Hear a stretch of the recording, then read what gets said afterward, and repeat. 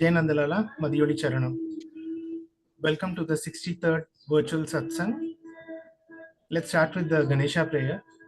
Sarva Vigna Haram Devam, Sarva Vigna Vivarjitam, Sarva Siddhi Pradadharam, Vandeham Gananayakam.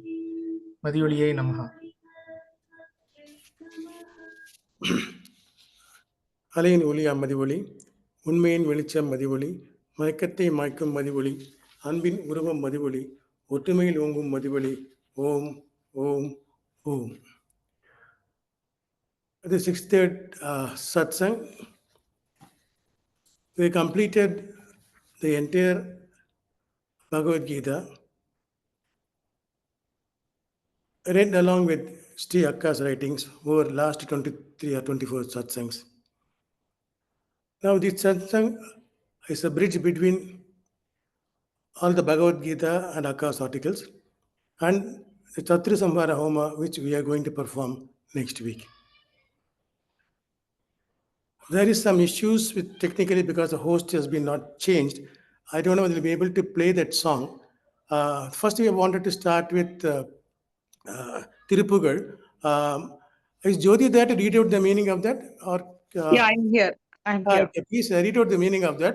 I chose it because it's a very fairy song, and you did it very well in Kalapera Slogam.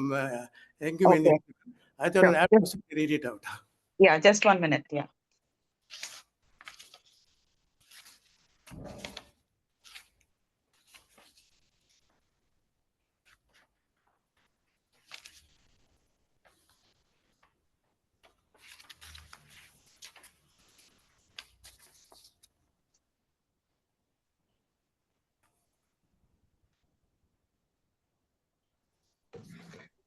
Which Tirupur, sir? It is? This is Mutti Tirupati. Okay, right. Yeah.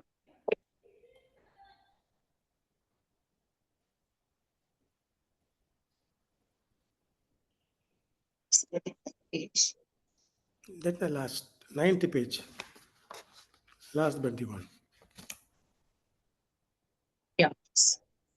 Meaning of the preamble and the verse Uttai Tirupati from Tirupugal. Is my voice audible? Yes, very much. 6 Akshara Mantra Sharavana Bhava, 5 Akshara Mantra Guru Paran, 4 Akshara Mantra Arumukha, 3 Akshara Mantra Muruga, 2 Akshara Mantra Vel, and the single Akshara Mantra Pranava Om are all combined in the 6 Akshara Mantra Sharavana Bhava, to which I surrender. Lord Shiva, with 3 eyes, praises you thus. You are the consort of Devyani, adorning lovely smile and teeth looking like pearls. You are the Sharavana Bhava, holding the powerful spear called Shakti Veil, and you are the foremost seed for the heaven. To that great Shiva, you taught the meaning of Pranava that is older than the Vedas, while the other 2 of the Trinity, Lord Vishnu and Lord Brahma, with 33 crore devas, were enthralled by the scene and bowed to you. You are the favorite nephew of Lord Vishnu, who, as Rama, slayed the 10 heads of the demon Ravana with 1 arrow, who, as Kurma, aided the churning of the milky ocean, who, as Krishna, masked the sun with his chakra and drove the chariot for his friend and devotee Arjuna. Please come and protect me with speed. You, the greatest one, fought the righteous war in which Kramchagiri was shattered, annihilating all the demons.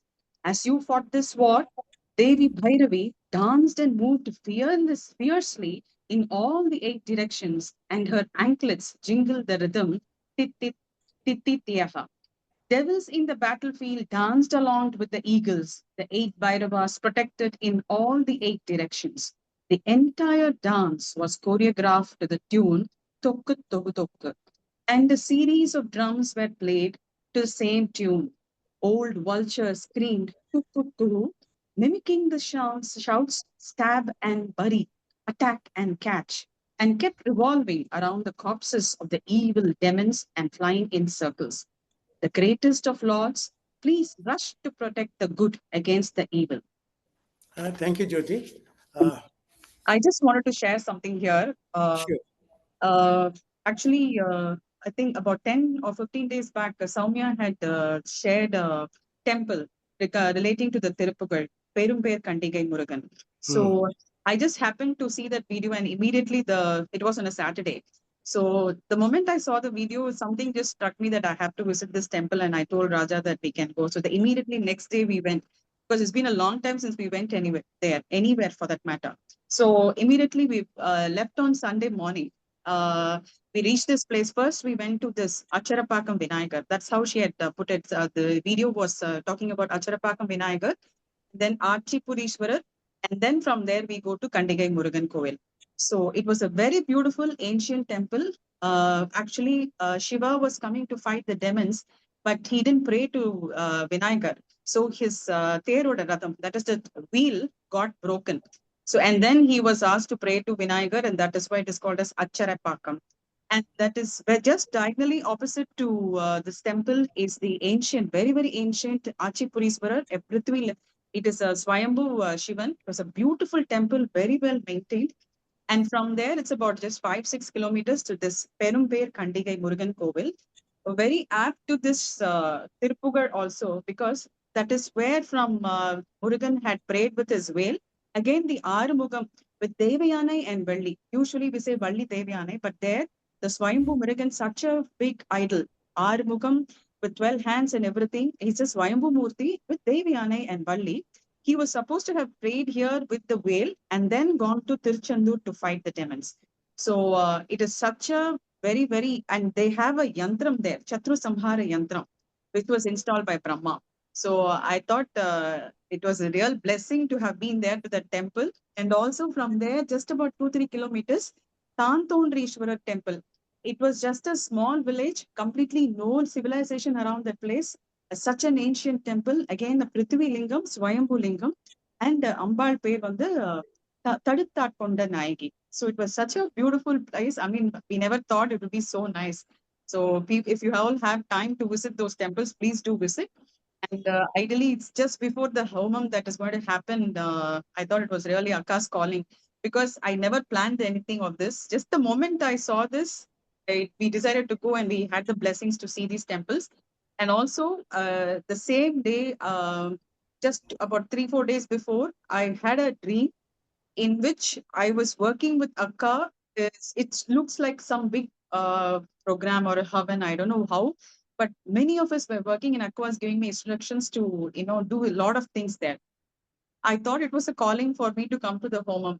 Till then, I was like kind of oscillating whether to go or not, because there was some other wedding in the family.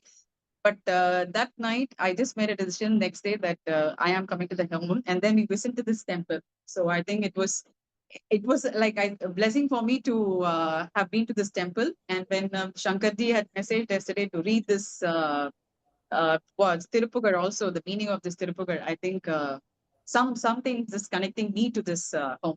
Thank you. Thank you. So many people have got Aka's dream with the deal in the last quite a weeks, and maybe this is Okay. a signal that we should do this homam, and with her blessings, it will go on very well. Can you play this song? Yeah. Srikante? Yeah.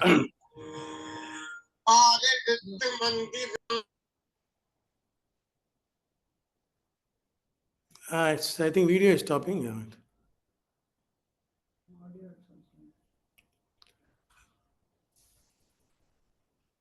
Audio is not coming through. Srikantesh? మందిరం ఆరుగా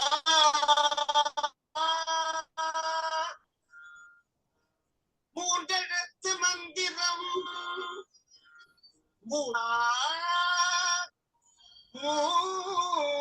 மூடெடுத்து மந்திரம் முருகா நிழலெடுத்து மந்திரம்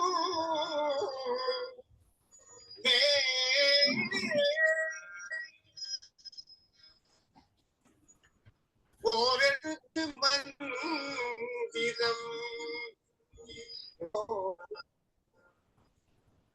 ஓரெடுத்து மந்திரம்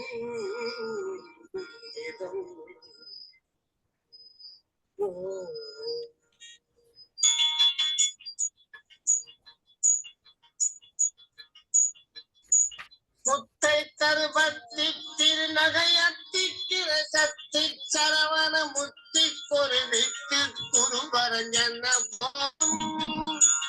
முத்தை தருபத்தி திருநகையத்தி கிரசத்தி சரவண முத்தி பொருவித்து குருபரஞ்சன போதும் முக்கள் பரமர்க்கு சுருதை முற்பட்டது கற்பித்திருவள் முப்பத்து வர்க்க தமரர் மருமடி பேண முக்கள் பரமர்க்கு சுருதி முற்பட்டது கற்பித்திருவள் முப்பத்து வர்க்க தமரர் மடி பேண பத்து தலைதத்த கனகொடு ஒத்தை கிரிமற்றை பொருந்தொரு பட்ட பகவட்ட திகிரி பத்து தலைதத்த கனகொடு ஒட்டை கிரிமற்றை பொருந்தொரு பட்ட பகவட்ட திகிரி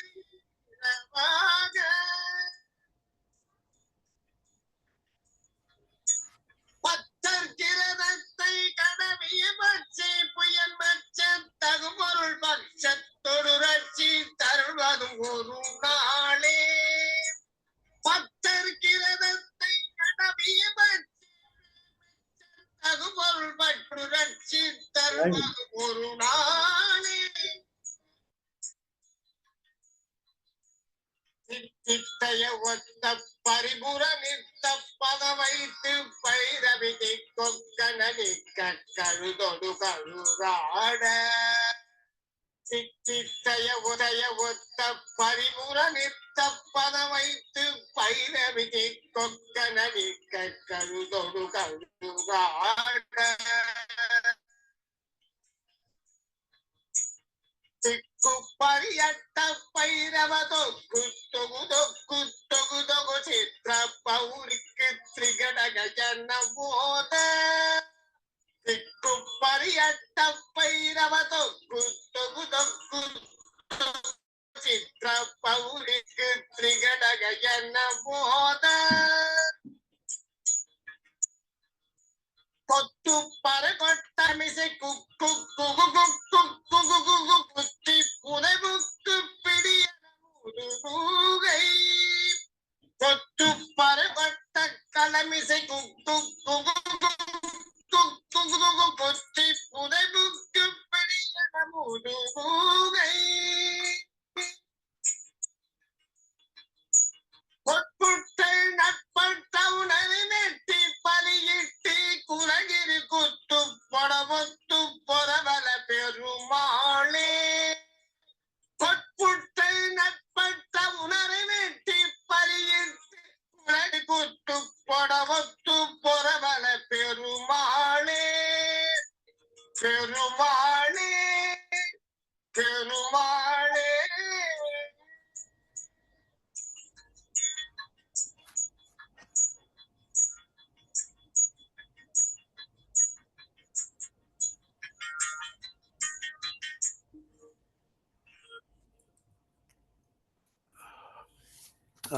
Thanks. It was sung by Srinivasan of Pondicherry, Arichudi.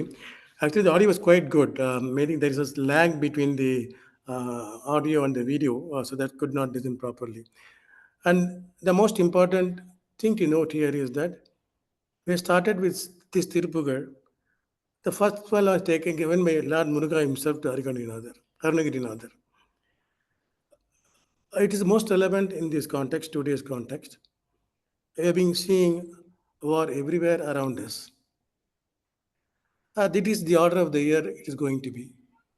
And with Akash grace, it should not get worse.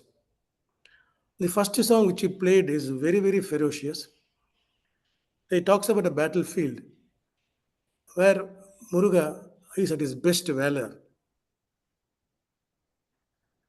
He was so valorous and without mercy killed every one of the demons, inviting vultures all over the place.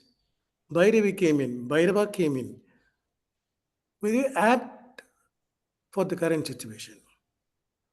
The only difference is that during this battle with Surabhadma, Muruga killed only the demons. not the good ones. But in the current situation, not only the devil is being destroyed, but many innocent lives are also destroyed. So we need a grace from person like Akka to ensure that while evil is being destroyed, innocent people are protected.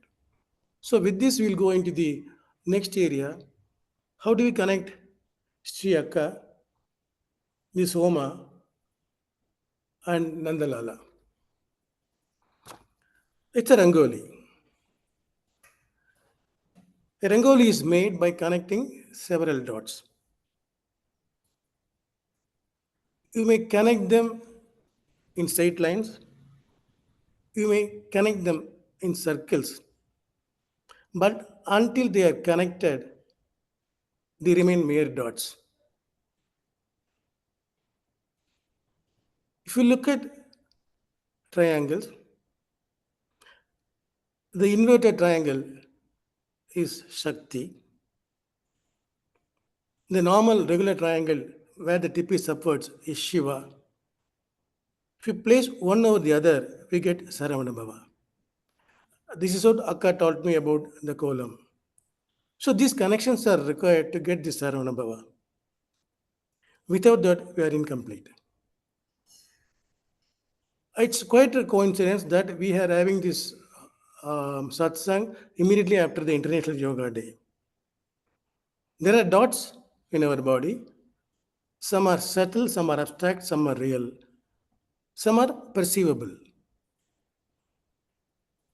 We can perceive our body, we can feel our mind and emotions therein, we can also feel the intellect therein. But they are mere dots. There is something more subtle which cannot be easily perceived, is the soul within us. Unless the mind, body, intellect, and soul are connected, we are incomplete. Many a time, we try to connect the intellect with your body, with your mind, but ruled by ego, we try to pretend they are somebody superior when we are not. So it is not kolam, that is alangolam. To transcend this only, we are having this particular satsang where we are able to connect Lord Nandalala also. Actually, when I tried to, for an article, whether I can find where Sri Akka has connected both Lord Muruga as well as Lord Krishna, it was impossible to find Akka's writings on Muruga. Very rare in that, at least whatever I had read in about 60 books and several poems, except some poems are on Muruga. Many of the articles do not have Muruga. And I just prayed, Akka, can you just get me one article of you and have it? I had this book with me. It fell from the shelf when I was trying to look for some articles of Akka, which exactly connected Krishna's teachings, and the way Akka connected the teaching with a devotee who is devoted to Lord Muruga. This particular chapter, it entirely connects chapter 12 and sloka 65 and 66 of Bhagavad Gita. Very apt that we are having this particular article given by Akka, which takes us back to Bhagavad Gita and its teachings to us, contained in just in 4 pages of a story. Amita, you are reading it out, no? Yes, uncle. Am I audible, uncle? Yeah, please. Yeah. Can I start? Please do. Yeah. During this satsang of 22nd June 2025, we will contemplate on the article Kumbitu Vazh, Live Through Worship and Surrender from Vilambi, that once again elucidates the practical way of following the path laid down by Gita, and also on the article Dissolve in Me that Sri Akka wrote way back in 1989, immediately after establishing Nandalala. You can read that story only, that Right. translation. Yeah, correct. Right. Translation of Sri Akka's article, Kumbitu Vazh, Live Through Worship and Surrender, from the title, Hey Vilambi. Faith in God is the choice of a determined mind. This is the outcome of incomparable clarity of thought. It is beyond all boundaries of research. It is not subject to any dimension and it is limitless. It is revealed only through experience. Those who strive alone can attain it. Can we choose this attitude casually in the hope that it would protect some good traits? Can we try to practice faith in God without firm commitment? No, we should not. Our minds keep swaying, and this leads to half-hearted attempts. Discipline is very much an inherent part of us. We have lost touch with this control, and hence everything appears to be considered difficult to climb. This fright has become our habit and thus has made us feel limited. This must be changed. We alone can do it. Our ambition goal should be pristine. Even an iota of flaw should not be part of it, lest we will invite hate and abuse from all corners. Clouding our noble ambition with undesirable traits and means is akin to wantonly smearing us with filth, trying to put on a robe, rather mask, to exhibit ourselves as if we are someone superior without reaching that stage through penance will bring only ridicule. Please stop here. Can you discuss on Yeah. these 4 paragraphs? Yeah.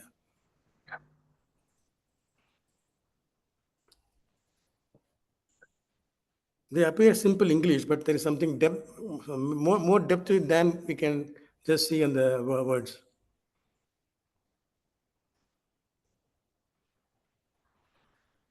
Jai Nandalala, Yes, sir. Padke here. Yes, sir. Sir, I remembered the point once you had told during one satsanga and earlier also that the kitten and mother cat. The kitten depends totally on the mother cat. Correct. If mother cat decides sometimes to keep the kitten in a bed, it will be happily sitting there. If mother cat decides that she should put the kitten near the oven, it will sit happily there. And all he has to do is call her, meow meow, and she takes care of everything because the kitten has full faith in the mother cat. And so mother cat takes the care of it. I think our surrender or love to the God should be like the kitten. That is what you had told. I remembered that. Correct. And I also this talked about appears to be monkey. applied here. Yeah. Very well said. Any other point? Uncle, I think in the last satsang, we were discussing about getting up in the morning, and I think Akka had mentioned the steps towards a better, more clarity in thinking. That we should meditate and contemplate about our tendencies. What is the reason for a certain tendency? So that very habit of that discipline, maintaining that discipline to contemplate on a certain thing every day. I think that discipline brings in a lot of reinforcement with the faith that we have in God. So if we do it half-heartedly, that would not happen every day. But if we do wholeheartedly, thinking that Akka has given us this direction, so let me just wake up in the morning and contemplate. Just that discipline, probably it strengthens the faith. Maybe that is what I gather from this. Absolutely right. Any other view?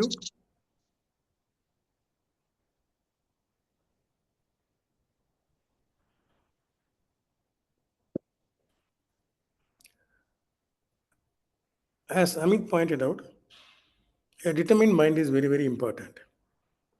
Because very easy to talk about devotion, prayer, everything to God. What's our commitment? What's our belief system? We do still waver in doubt? Will my prayer be answered? Then it's an half-hearted approach. Quite a few times, Akka has given some simple pariharams to be performed, simple prayers to be done. Quite a few devotees said, if I do it, will it happen? Once you start with the doubt, let me try. Akka told me, let me try. If it works, if it works, works. If it doesn't work, doesn't work. Maybe I will stop going to Akka. No, this is where the problem arises. How far we are committed in our devotion. And therefore, we do believe that a worship of God also brings a certain amount of good traits. As Akka said, the more you contemplate on God, your bad traits will be washed away, good traits alone will manifest. But we need a firm commitment and practice it regularly. That requires discipline. Is the discipline somewhere else outside? It is within ourselves. So we have been given an intellect. Should the intellect control the mind or the mind control the intellect? This cannot be done by God, since as human we have been given a choice. We have to exercise the choice to choose the right thing by applying our intellect appropriately and keep the mind under the control of intellect and keep the intellect under the observance of the soul within. The intellect knows that I am being observed. Intellect will direct the mind not to waver. Even it wavers, it will bring back into the what should be done rightly. Therefore, the body performs that action which is directed by intellect, which once again is directed by the soul within. That is the column I talked about. If this is not, these thoughts are not connected, we are incomplete. Therefore, this completeness comes not only with our goal, but also to achieve the roots, the means, but to use the means we choose to achieve the goal. That's also very important. That's where Akka comes says that even iota of flaw should not be part of it. Lest we will invite hate and abuse from Karma. Then we become an actor. We become an imposter. We are not acting truthfully because our ambition itself is tainted by something. I want to achieve this, come what may. We become tricksters. So this is where the distinction between a true devotion and a attempted devotion and a tainted devotion. Can you proceed further? If you Yeah. remind me, yeah. Mama, I just Yes. have a Yes, doubt. sure. Uh, so somehow I had this idea that faith or devotion should be like breathing, where I need not be always aware of it, but I am alive only because I'm breathing. So I'm not able to connect. I imagine a determined mind means I have to be conscious about something and work towards something. But I thought faith and devotion, I don't understand where I am. I feel there is a disconnect for me in my mind as to, is it like a graph to get somewhere, or the determination is to achieve to a certain point of faith, or my understanding of faith that it should be effortless and it should be just as I breathe. Have I got something mixed up? No, you are absolutely right. This is where when Fatkeji talked about being a kitten, where the cat takes care of it. The kitten does not know anything; it surrenders itself to her. But something also like a monkey. Young monkey holds on to the mother firmly. So mother jumps here and there. Mother knows the young one will cling to her clearly. So this is where your mind and intellect come to a place, because we are not just animals. We are human beings. We are the only people given the mind and the intellect. Therefore, we should be like a monkey when we engage in action. When I'm awake, I should be like a young monkey holding on to my mother, that is Akka, so that I'll never leave my grip. Wherever she takes me, I will go because I have total faith in her. When I sleep, when I'm not active, what do? When I go to sleep, I don't know whom to hold on to it, so I become a kitten.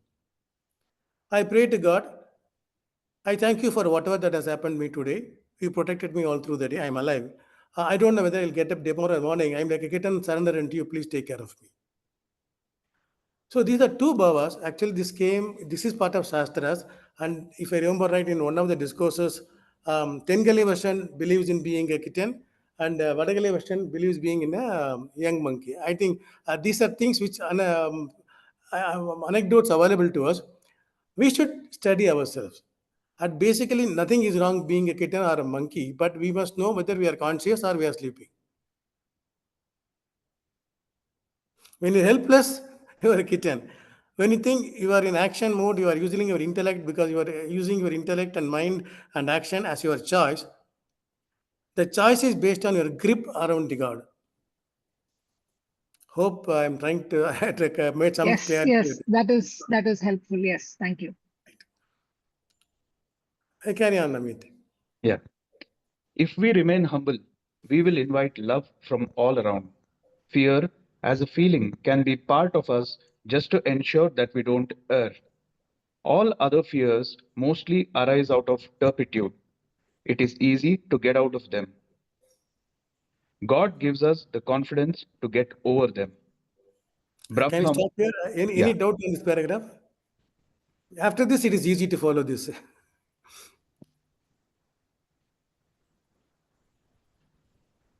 It's easy that if I'm humble, if I exercise humility, I'll be loved by everybody. There is no confusion. Akka then talks about fear. We need to have fear so that we don't commit a mistake. Every other fear mostly arises out of turpitude. Any thoughts on these two lines? So is it like fear and faith are two sides of a coin? Because if I have faith, I should not have fear. But because of fear, I should perhaps not go the wrong way. Is it something like that? Yeah, okay, right. They are not, they are two emotions. They are not sides of the same coin. They are two different emotions. A faith is very different. A fear is very different. When you have faith, fear disappears. At the same time, Akka talks about discipline somewhere to start with. If I don't exercise discipline, I'll doing something. Therefore, I will be exposed. That is a fear which prevents us from doing something. Now, there is also a fear. I do commit something in the pretext or in the wrong feeling that nobody has seen me. It is not wrong to do a sin if nobody is aware of it. But your conscience will not leave you. Okay, one day I may be exposed. Like many of the corruptions that are being exposed now, people who have done corruption, they'll be living in that fear all the time. I may be exposed. This is one sort of fear. Other sort of fear is to engage in any action. That doesn't come out of turpitude, that comes out of our lack of complete faith. Having made a decision depending on God, should I go ahead? Should I not go ahead? If I let my child go in auto to the school, will she go safely? So there are many fears like this. So the fears rooted in wrongdoings, they are fears which worry about uncertainties. They are worries. While a limited worry is required to so that we act properly, it cannot become part of your life. That you can overcome with confidence. That confidence is given by faith, faith in God. The moment you have faith in God, God gives you that confidence. So you get over all the irrational fears. Then only fear left is that I am independent, I have a free will. Should I do something against Dharma? That fear is very, very important. I will not do it because it is against Dharma. If it's clear, we can go ahead with the next few paragraphs. yeah. Can I continue, Uncle? Yeah, Brahman is all providing. Right. Brahman is all Brahman is all pervading, omnipresent. Paramatma reveals his Vishwarupa to Arjuna. Arjuna gets bewildered and pleads with the Lord, please get back to your normal human form to which I am used to. Lord Krishna obliges Arjuna. Now Arjuna is keen to get some clarification from the Lord. Krishna, how can I discover and realize the omnipresent Brahman? Is it through the part of jnana or through devotion to the beautiful forms of the various deities? With a smile on his face, Sri Krishna responds, once again you have landed yourself in doubt. It is not easy to gain the knowledge to realize the formless but all pervading Brahman. To start with, worship the beautiful forms of the God. You will be able to gain jnana only step by step. If you are not able to do so, or do not find enough time to worship, engage in every action dedicating it to me or as my instrument. Even if this is not possible, sacrifice the fruits of action to me. I shall never let down such devotees. This is my assurance and promise. If you look at it, exactly captures chapter 12, which begins after the end of chapter 11. At the end of chapter 11, Vishwarupa is over, and Arjuna wants him to come back with his normal two hands. Krishna came with four hands. Even that Arjuna could not, able to withstand that brightness. So please come back as a normal Krishna. So he comes there, and once again he gets back to the doubt. That doubt is dispelled by Krishna in very simple words. You please have complete faith in me and act accordingly. You worship gods, very important. But if you are not able to worship God, please engage in action dedicating it to me. Even if you are not able to dedicate to me, at least surrender the fruits to me. That is the ultimate tyaga. The same thing is referred to in the end of Bhagavad Gita also. And to enable us to understand this simple or easy to appreciate but difficult to practice, Akka is giving us a story which is a true story.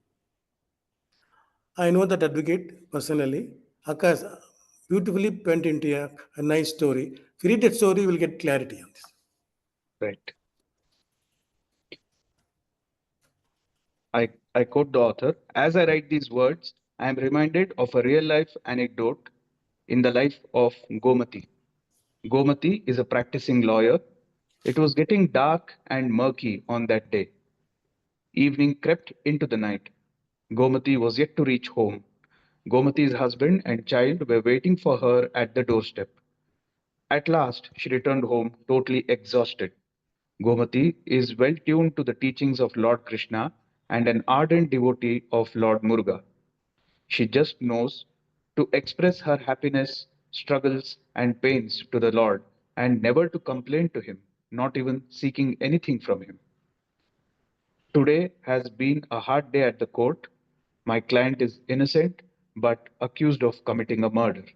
I placed several evidences before the judge, but I need some more concrete evidence to prove my case. I am searching for the same, said Gomati and rushed to take care of the crying child. Gomati's husband, Kumar, is a professor. He has always been busy in preparing notes for the next day classes, but will always try to assist Gomati in the household chores, but not enough to complete them.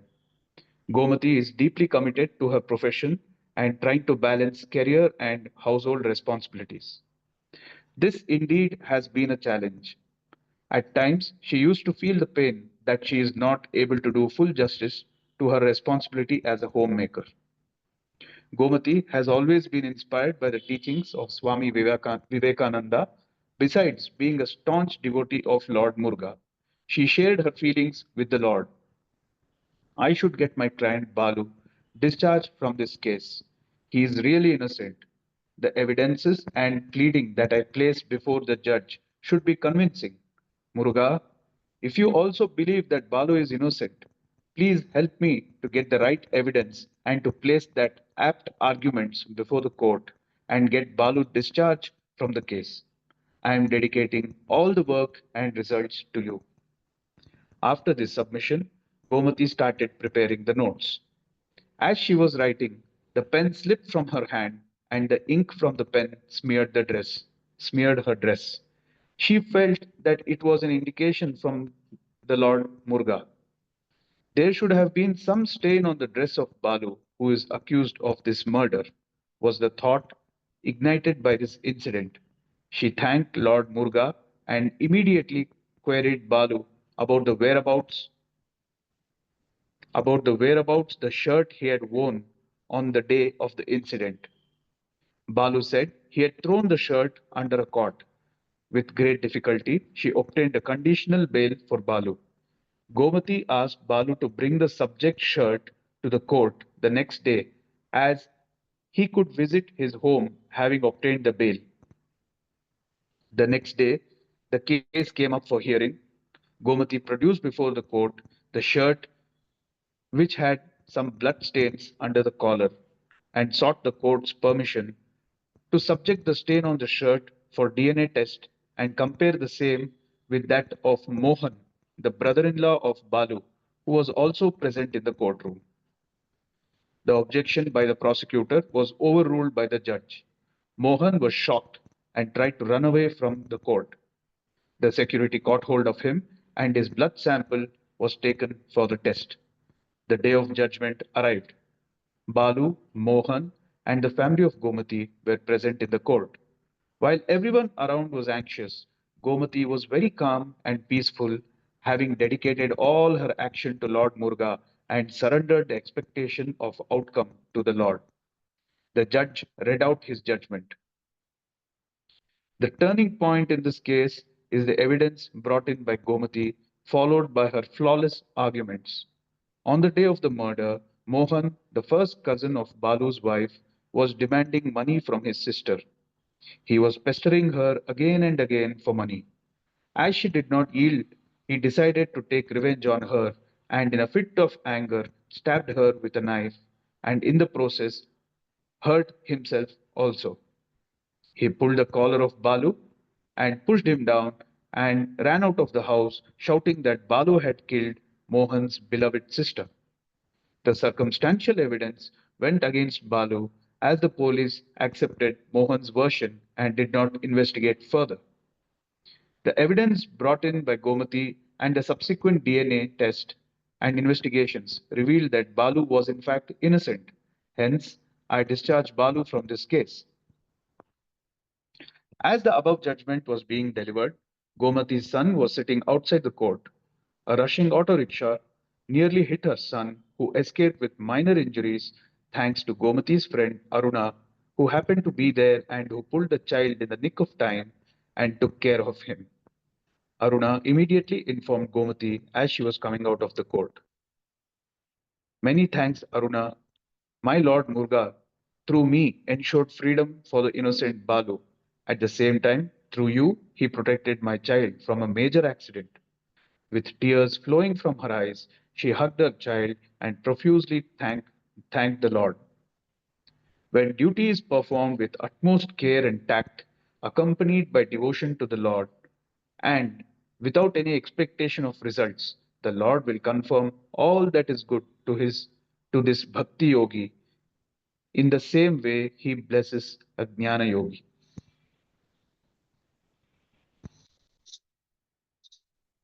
Should I continue, uncle?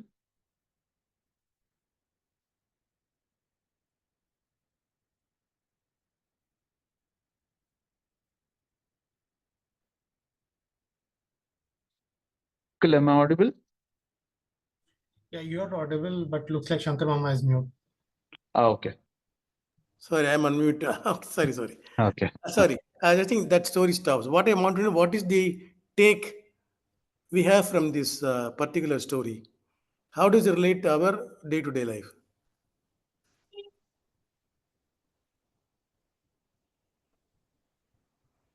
Her absolute faith in Lord Muruga, without any, the positiveness that she had, that she will get a solution from him. I think that is what gave her the result that was expected. I mean, she expected.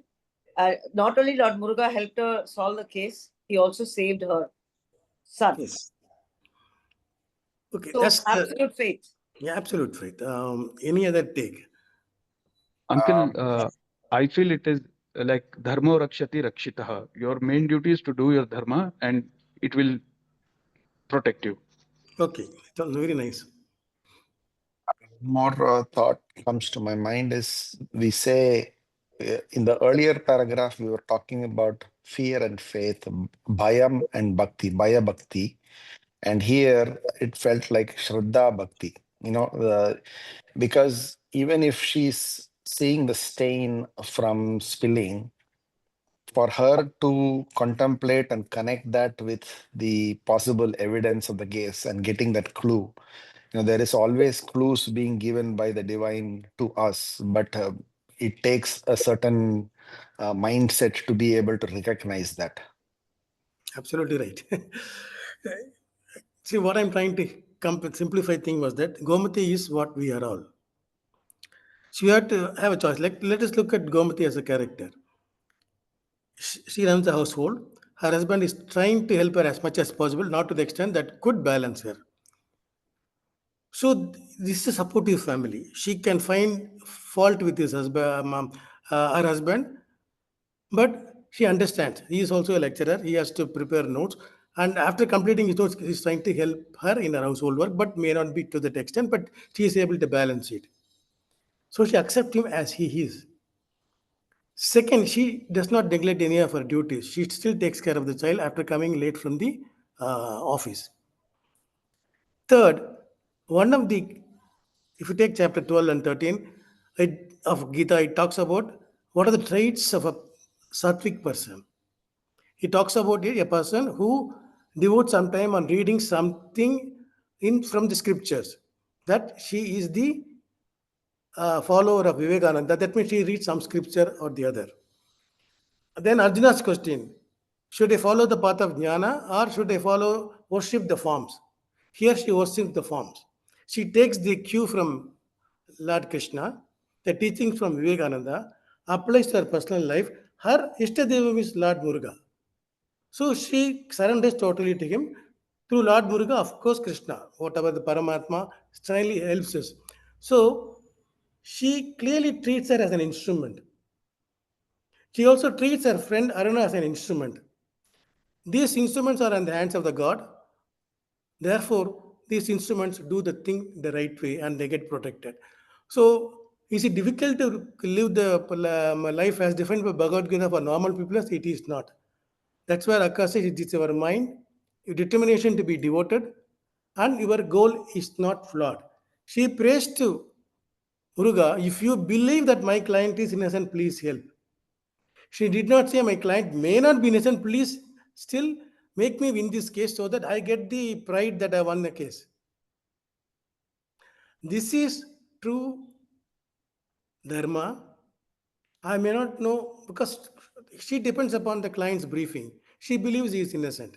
Suppose the client has not tell her the truth, she doesn't leave any chance. She tells Lord Muruga, if he is innocent, please enable me to argue the way so that he gets the release.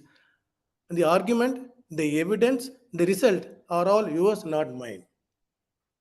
This is a simple way of understanding the story. I think you should read it every day so that, when we have a doubt, we fall back on this, take the 4 or 5 lines of Akka and deal with our life.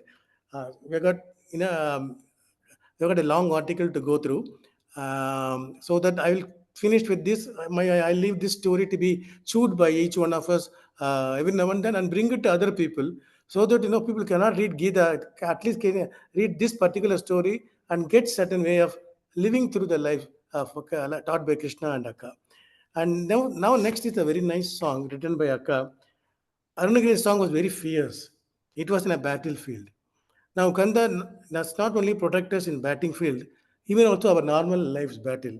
Akash captured this beautifully in a poem, Kannin Voliye. Can you read the meaning out of this? Soundari, ever supposed to read, I suppose.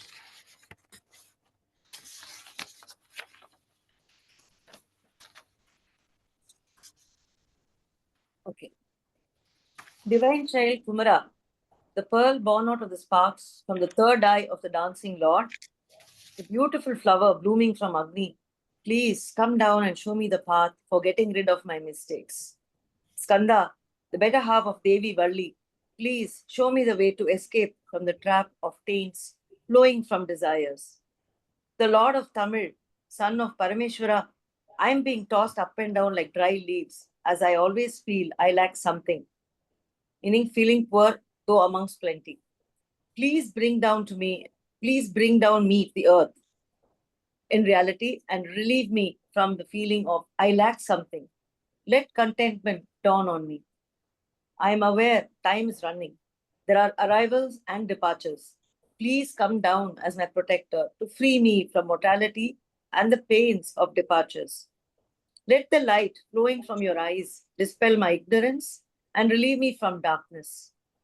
Enlighten me to see all as equal and shun the tendency to be opinionated, to classify people as devotees and sinners.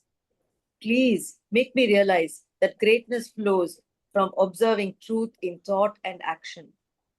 I may not be a philanthropist. Please ensure that I don't have the mean mind to prevent others from being generous. Jnanaskanda, you are the one who filled this empty body with prana. You are the one feeding this mortal frame.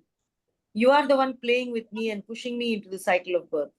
You are also the one to redeem me by taking me from this world to your world. You are my strength. You alone make me strong. Destruction by itself is pain. Please change the hearts of those who inflict this pain on others. Our attachment is to what we see here, but it should have been with you. I have put all my burdens on your shoulders. Jyotiye, please come down. Grant me peace and contentment. Thank you for that nice reading. The context of this song is very, very clear. In one of the lines, Akka says that you are a flower of fire born out of the fierce third eye of Lord Shiva. You are fire, but you burn only all negativities.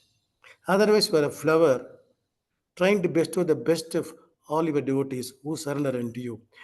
This particular line, written by Sri Akka, was appreciated by poet Wali, who was a well-known poet in Tamil film industry. He actually prostrated before Akka. I could not have imagined that Muruga is a flower of Agni coming from the third eye of this one. Equating Agni and flower as two sides of the same coin, like something I could not have dreamt of. That's why this particular song attracted me, and it is so docile and so soothing, which gives us peace. Please play this song.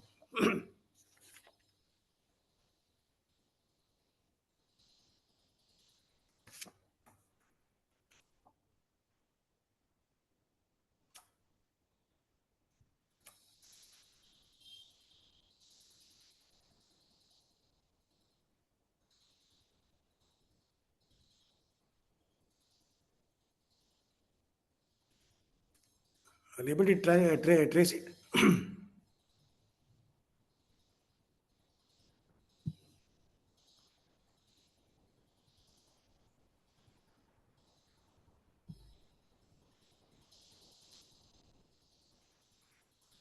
Srikant is not able to get the song?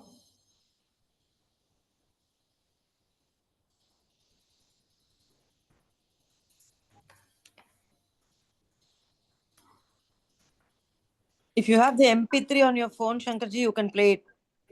Let me see what I can do. I can play from my phone if it captures well and good. I think some issue there. 1 second.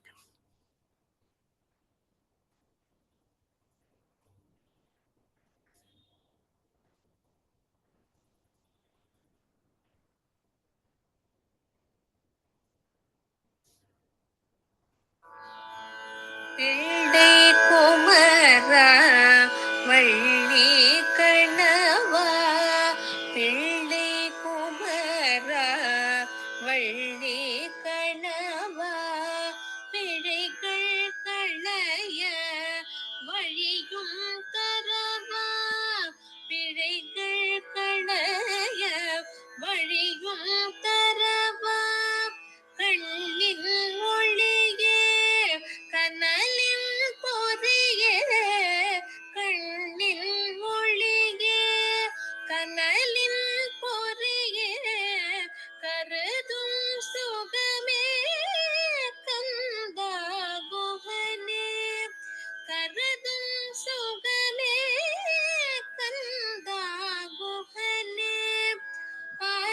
சிறையில் வீசும் புதைகள் அடியார்களிடம்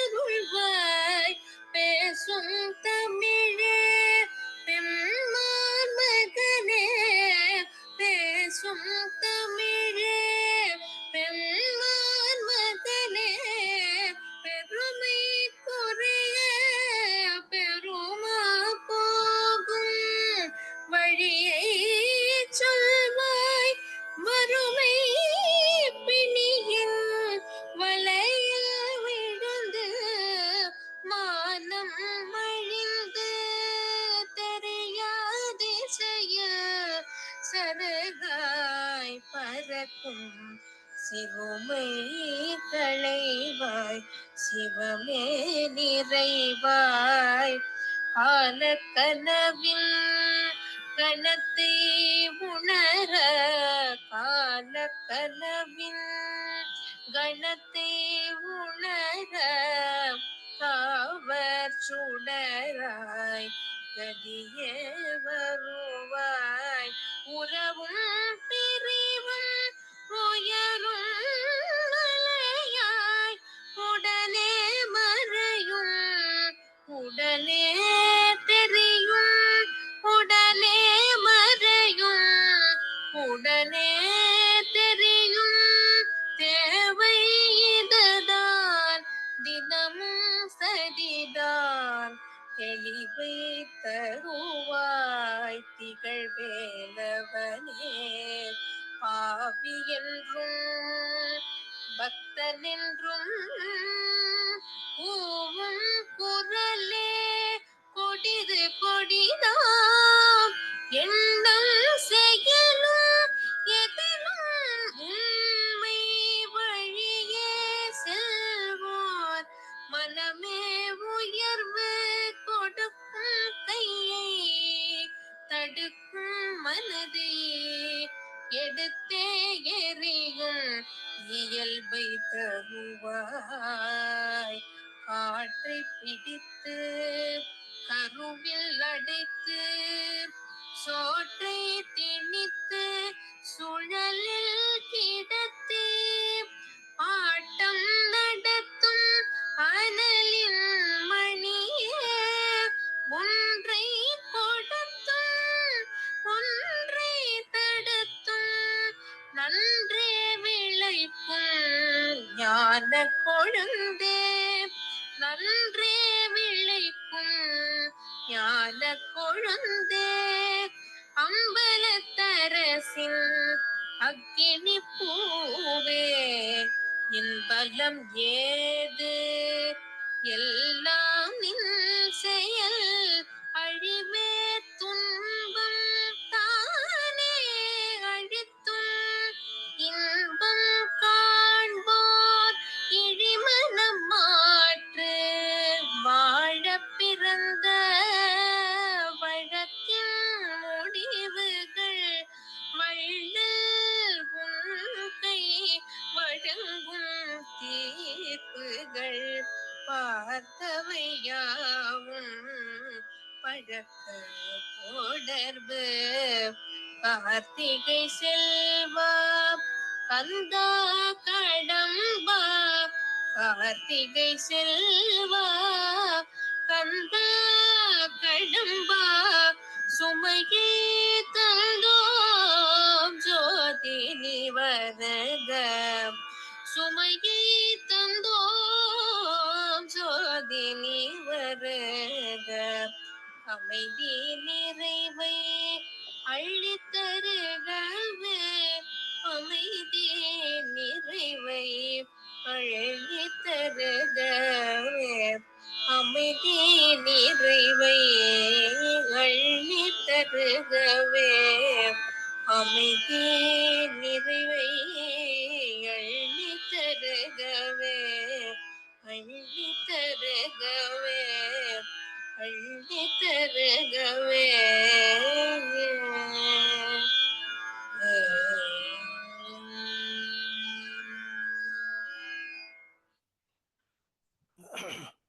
I hope it was audible. Yeah, it was clear, Mama. And thank you very much. It I, was said. yeah, I don't know what all challenges are there, but Manisha, don't change me to host. You be the host, and I will be able to share the screen and play. I think that will work out.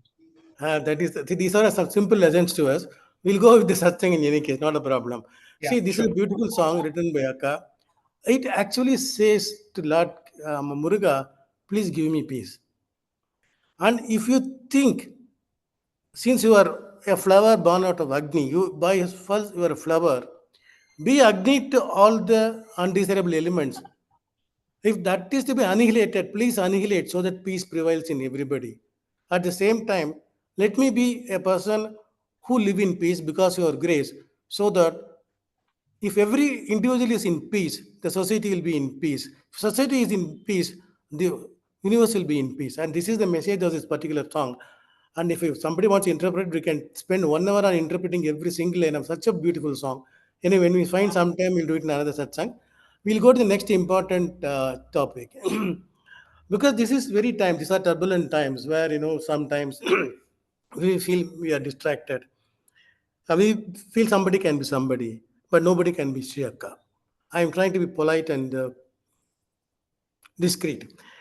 Now, this particular article was written by Akka see, we started Nandalala Seva Trust in 1988.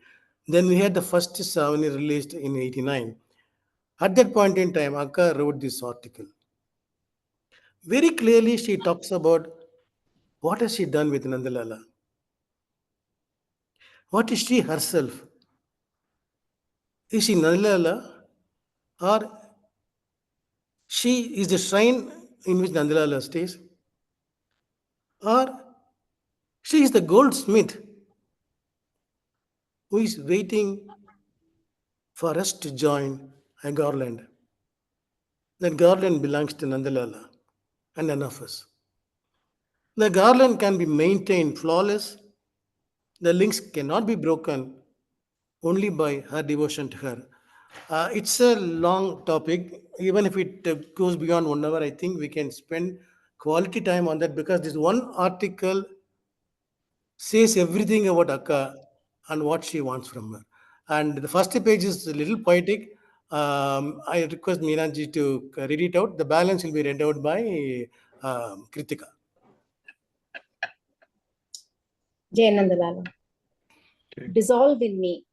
Translation of the very first Tamil article, Ennul Karaindhu Vidu, written by Sri Akka in 8990, following the establishment of Nandalala Seva Samithi. My love persuades me to approach, or rather seek you. My tongue speaks what is good for you alone. My ears like to listen only to you.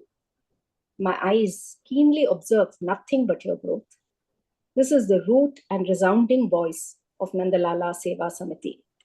The waves of sound created by this voice is the voice of the Vedas. The pleasantness of the moon, the warmth of the sun, the peace of the deep ocean, the gentleness of the breeze, and the greatness of the earth, all culminating into a noble name, Nandalala. The affectionate name that is as sweet and noble, that name which I want to adorn to enter the homes of every one of you, to fulfill my yearning to be an inseparable part of you and your household that gave birth to Nandalala Seva Samithi. Should I read the next one also? Please, yeah. Love is mother, mother is love. My beloved mother, my mother's love, life force that is love, the form of which is mother. This mother is Nandalala Seva Samithi. She has merged into each one of you. Every place appears to me as Shivaloka. The very sand on this earth appears as Shivalinga. How and where can I place my feet and walk on it? This is the moaning of a little child. He cried out, Amma, Amma, hesitating put his tender foot forward. Responding to this cry, mother appeared instantaneously. She carried this baby on her waist and walked across. The consort of Lord Shiva is this gracious mother. She earned the name Pillai Idiki Amman, mother who carried the child on her waist. Captivating the idol in this form, is at the holy shrine at Thiruvenkadu and worshipped fervently. The child is the one who later came to be known as the great saint Tirujnana Sambandar. This is the event where the mother earned her name and glory. This is the event where the child made his mother proud. An event where mother and child made each other proud. We should all strive to bring glory to Nandalala Seva Samithi, our mother, and in the process, get blessed with abundance in every respect. Thiruvenkadu is a holy town that hosts the Shvetaranyeshwarar temple dedicated to the deity Seva in Mailadurai district of Tamil Nadu. Shiva is worshipped as Shvetaranyeshwarar. His consort Parvati is depicted as Brahma Vidyambikai. The Pillai Idiki Amman idol is in the shrine of Brahma Vidyambikai. This kshetra is also important for Lord Buddhan, one of the Navagrahas. Please stop here. It's one of the emotional writings in Tamil. I try to capture it in English as much as I can. Anybody wants to dwell on this for a few minutes, we'll spend some time. Then I will explain why Akka chose this particular temple Thiruvenkadu to write this article.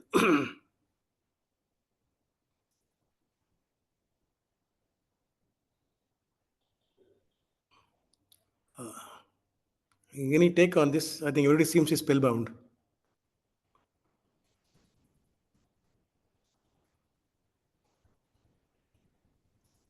I think Amma is very clearly saying here that just like Mother Parvati carried the child, she is through Nandalala looking at all of us and carrying us through our life. She's very clearly saying that, she's only watching out for us. She's only seeing our growth. She's only speaking what is good for us. She's only listening to us. So she is the universal mother who's actually, she's carrying us all. She's very clearly saying that in this poem. So Thank you. Certainly. The mother has also given us Nandalala Seva Samithi. So, like we as a children, we have to make her proud. On a human level, I'm saying. She is Nandalala, she is Nandalala Seva Samithi. She resides in all of us. And therefore, it is our, we have to wake up to this poem, which is so filled with so much of emotions. If we understand every word of what she's saying, I'm sure we will be able to go by what she said. One most important thing here is that she says that she did not create Nandalala temple or the shrine. The name which I want to adorn to enter the homes of every one of you, to fulfill my yearning to be an inseparable part of you and your household, that gave birth to Nandalala Seva Samithi. What she says is that our love for her gave birth to Nandalala Seva Samithi. It does not belong to Akka, it belongs to all of us. And that's where the dedication comes in. She lives the words of Lord Krishna. She herself is Krishna, there is no doubt about it. The second is that this Thiruvenkadu is, as Meenaji pointed out, she wants to carry us like a child. The child does not able to distinguish between a Sivalinga proper and sands, the knots on the sand which appear as Sivalinga. After Manika Vasakar was in Sirgari, he had the milk given to him by Uma Devi herself. His father Christ that he had done a mistake. Who gave you the milk? He thought he was lying. And then Lord comes and says that his mother Uma gave him the milk. Then he tells him that you can visit several temples. And on his own, he wants to come to this temple. And he finds the Kaveri river, which was dry at this point in time. To cross and go to his temple, I have seen Shivalinga. This entire sand, how can I put my foot? How can I disgrace Lord Shiva? Then Parvati comes and takes him. This is where we are also in. We don't know what to do in life. We may not be as evolved as Jnana Sambandha to see God in everything. But we are struggling. So we need this Pillai Idikaman. Second, this particular temple is called Adi Chidambaram. Lord Shiva played 9 dances here. As a Nirguna, not as a triguna, which is common in any of those things. And this place has got everything in three. Three Shiva incarnations, three ponds, Agni, Chandra, and Surya, three forms of Devi, three forms of Vishnu, and three trees as Talavrishas here. And we have all seen Vilva, which has got thorn. Here the Vilva tree does not have thorn. Here Durga faces west, not south. Likewise, you can keep on saying several things about it.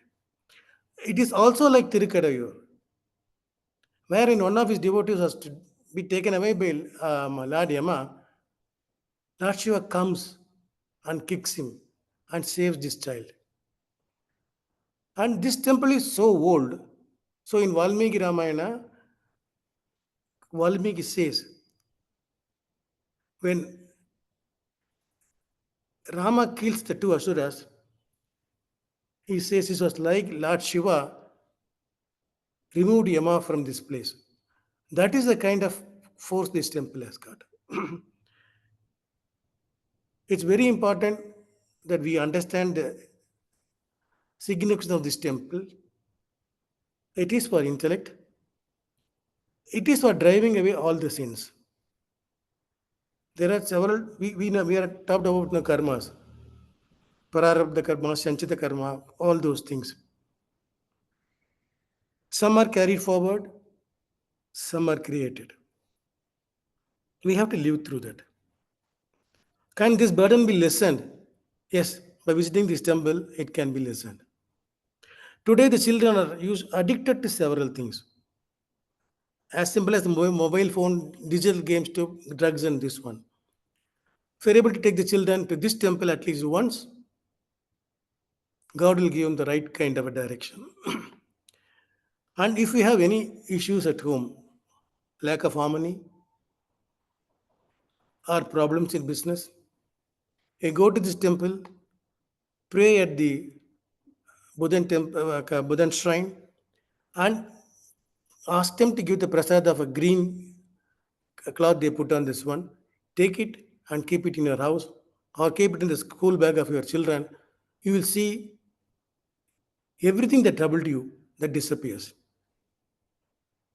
This is what Akka told me. Otherwise, I would not be elaborating on that. Then, when there was a fire accident in Annapur at some point in time, within 1 week, I went to this temple and brought this green cloth to Akka. Akka said, "Why such a big cloth for me?" Cut it into several pieces, and she gave one piece to each who were at that point in time. She said, "You will all be prosperous." I have no home today. I'm living in somebody else's place, but this shrine will protect each one of you.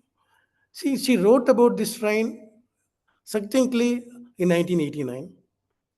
She brought that importance to me in 2006. She knows what is going to happen. She knows what is the remedy. So just why I wanted to harp on this is that Akka has just not taken some temple and she could have chosen Tiruvannaikkaval if she wanted to, where she came from. Why she chose this temple? This temple can change the fate of everyone who visits there. That's it. Then we'll go into the next 5 pages, very, very involving. And let Kritika read it out. Can you start? It is not possible to read from there. You have to start. Oh. Jai Nandalala Madhyoli Charanam. It is not possible to lead a life without love for one another. Each one of us keeps seeking some pleasure. What is pleasure for one need not be the same for another. Look at the trees. We are able to see a tree growing day by day. It lives for several years. It benefits many others. It adapts itself to all types of changing weathers, summer, winter, autumn, and so on. It also goes through the 3 phases of life: birth, growth, and death. Trees do adapt themselves to change in weather, yet they neither have sorrow nor joy. When our minds are affected, we say, "I hardened my heart like a stone. I stayed like a dead wood." Can a man live like a stone or a tree? Can he stay like a stone or a rock? He can't stay like that beyond a few moments. Let us pose the question to a tree. How are you? Are you fine? If at all the tree has a faculty of speech, it would say, I am fine, experiencing summer, monsoon, and snow. These changes give happiness to the trees. That's why they remain green and alive and remain a feast to the eyes of the human race. A human being cannot experience the pleasure that a tree experiences. There are several kinds and classes of living species. So also the tendencies, senses, etc. vary from each other. I want to experience pleasure. I want to attain pleasure. I want to live in pleasure all the time. Where is a need for us to keep seeking like this? The sense of awareness, intelligence, or knowledge in us wakes up when we, that is our mind and intellect, wish to experience pleasure. The power to feel the experience resides in as a divine spark of life within us. Please I am stop. Just stop. Anything you can take from this? Yeah, actually, as we have experienced, most of us will experience and have been experiencing. Somebody may like Michael Jackson's music, and at the same time, somebody who is sitting next to that player, he says it is a noise. It all comes from within. If the happiness is coming, it is because of it has come from within. And that's why the happiness, pleasure, feeling of pleasure are all from within, not from outside. The outside things are only triggers. That is what I felt. Correct. There are impressions that make you feel good or bad. Next, just any other point on this, because we don't want to miss some important thing Akka wants to convey to us on from these 4 paragraphs.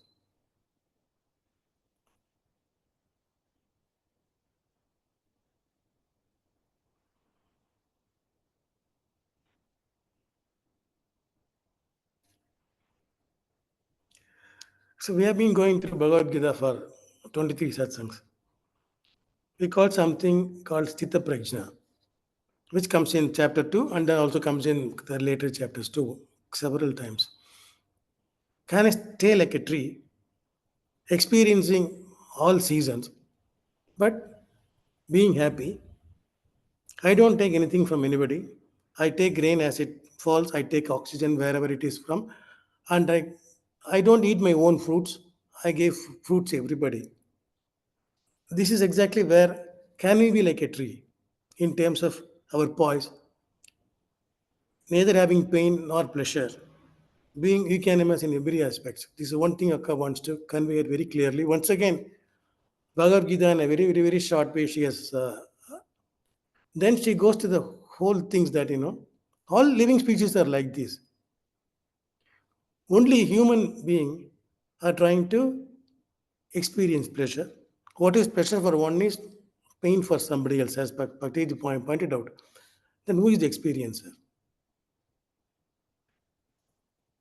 There is an experiencer within us because body cannot experience anything, mind cannot experience anything, intellect cannot experience anything.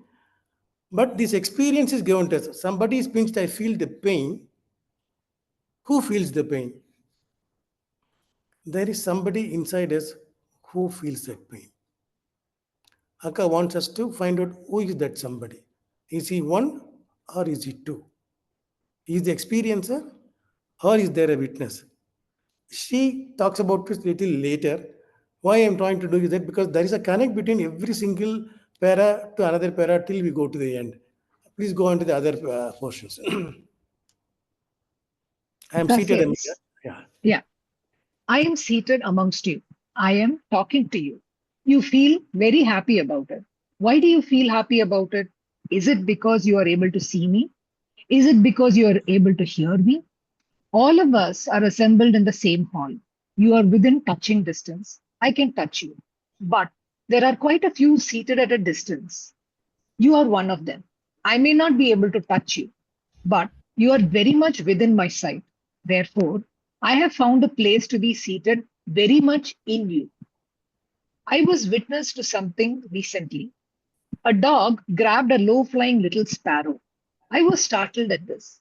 There were other sparrows, cats, and dogs, but none of them was bothered. One animal observes another animal being killed, yet it keeps grazing. It has no intellect or mind to appreciate that it can also be subject to killing. Therefore, it remains in its comfort zone of grazing. Dawn arrives. Dreams like to awaken. When the experience of the dream is felt, the eyes open with joy. For some, a chain of thoughts follow: past events, victories, struggles, the roles he played, the path he traveled, the lessons he learned, it all. One who does not experience this chain of thoughts tends to believe that the one who has experienced it is full of contentment. The one who has experienced these thoughts does not realize the contentment. Neither of them is content or happy. Owing to the presence of sense organs like eyes, ears, nose, etc., we get the ability to experience through the body. Please contemplate on this. Body does not experience anything. Only through sense organs we can feel something. Neither the senses nor the body enjoy anything. In effect, the spark of life in us is the true experiencer. To experience something, there should exist an enabling mechanism to sense, perceive, and feel. We know that if we bite into a sugarcane, we can taste sweetness. It does not mean anything to the one who has never seen a sugarcane. If he is told that sugarcane will look like this, it will be tall, it will have joints, it will be strong, it has blade-like leaves, etc. With this description, if he attempts to bite into bamboo, he will hurt his mouth, teeth, and tongue. The very word sugarcane will make him recall only the sufferings he went through while biting into the bamboo. We are no different from the man who has not seen or tasted sugarcane. We are ignorant of what exactly is pleasure. We call the light that appears in the sky as lightning. We respect it and even measure it. This is true experience. And please Bhakti. stop. I can stop here. Anything you want to contemplate or share any of the thoughts in the last 4 or 5 paragraphs?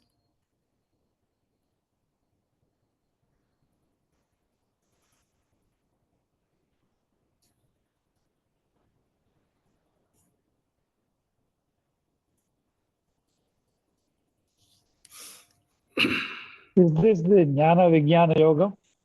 A part You of it. experience Yes. part of it. You experience something, only then you realize, fulfill your knowledge. Correct. Just reading from a book doesn't complete the knowledge. Correct. It's an absolute Vedanta, and which Akka tries to put in very, very simple, like giving a sugarcane example. Here, I wanted to focus on one thing.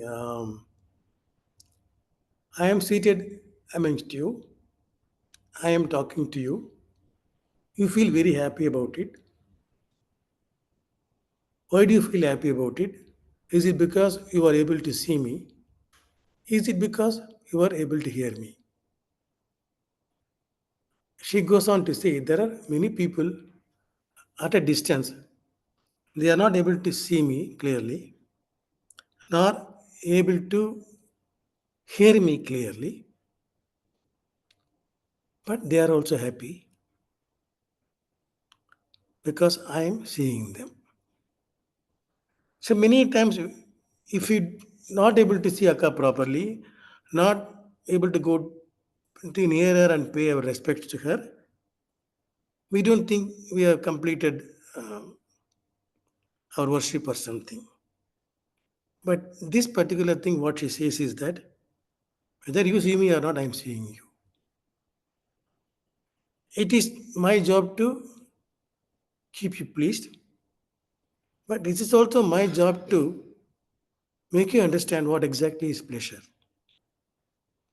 So, from a simple mother trying to caress the baby, she goes on to travel to teach philosophy, Vedanta, in simple words like a sugarcane to the child. When there is Guru Diksha, it can happen in 3 ways. It can be through touch. It can be through sight. It can be through thought.